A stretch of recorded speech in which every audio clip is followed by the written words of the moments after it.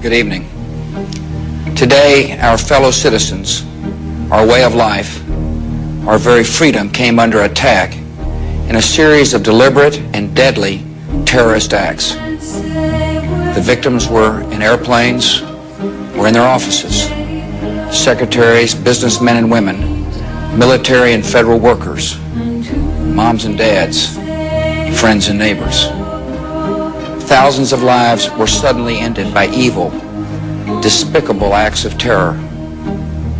The pictures of airplanes flying into buildings, fires burning, huge structures collapsing, have filled us with disbelief, terrible sadness, and a quiet, unyielding anger. These acts of mass murder were intended to frighten our nation into chaos and retreat. But they have failed. Our country is strong. A great people has been moved to defend a great nation. Terrorist attacks can shake the foundations of our biggest buildings, but they cannot touch the foundation of America. These acts shatter steel, but they cannot dent the steel of American resolve.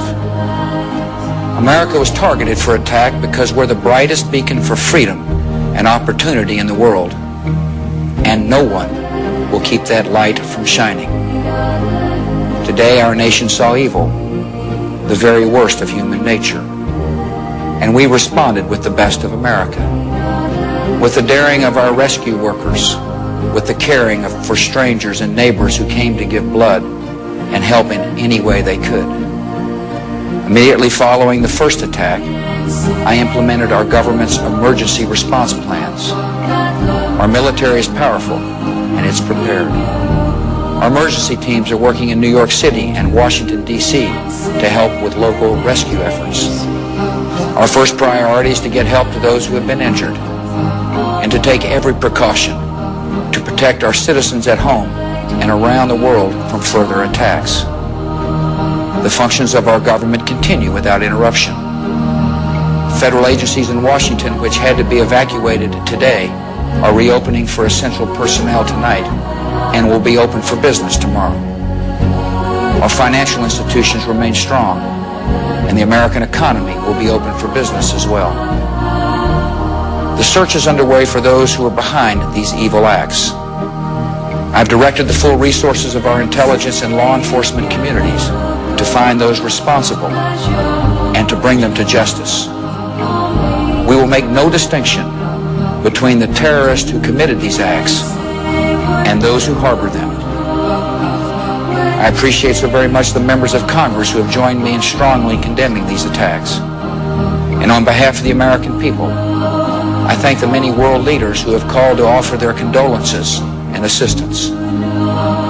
America and our friends and allies join with all those who want peace and security in the world, and we stand together to win the war against terrorism. Tonight I ask for your prayers for all those who grieve, for the children whose worlds have been shattered, for all whose sense of safety and security has been threatened. And I pray they will be comforted by a power greater than any of us, spoken through the ages in Psalm 23.